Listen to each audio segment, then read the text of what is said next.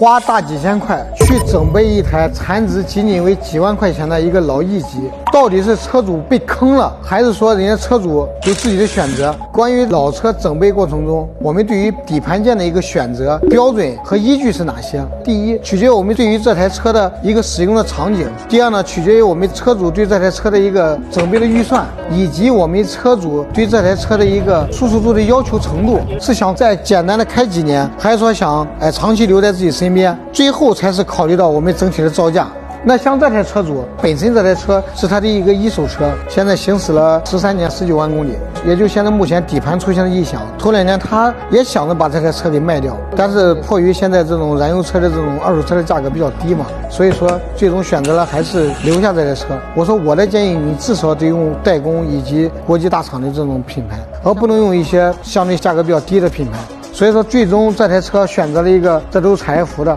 前减，包括自闭啊、拉杆啊，包括球头啊、机脚垫，都是选择了一个国际大牌的。你像这个防尘套，那我就给它选择了一个国产品牌，只要能防尘就 OK 了。后桥的这种油，我们选择的是原厂的，包括油封也是选择的原厂的。那有些车主说我的舒适度要求更多，你也可以选择全部都换成原厂的。那或者说有些车主说我的这个车呢就想再开个1到2年，或者说我马上就替换掉了，只不过现在异响太严重了，直接影响行车了，那我也可以选择一些品牌的，当然肯定是越贵的使用周期越长。就是我刚才给这个车主就说，我说的你来找我了，我就等于我自己的车一样。你像这台车本身这个刚才我们检测出来以后，整个这个前轮的轴承磨损程度挺大的，其实按标准也需要更换。但是浩哥呢，我给他一个建议，我说首先我们把底盘的易损件先更换掉，我们看一下结果，看一下整个的驾驶这种舒适度。假如你能接受，不影响你这个行驶体验，那我们就不去更换这个轴承了，因为它还可以再用。假如说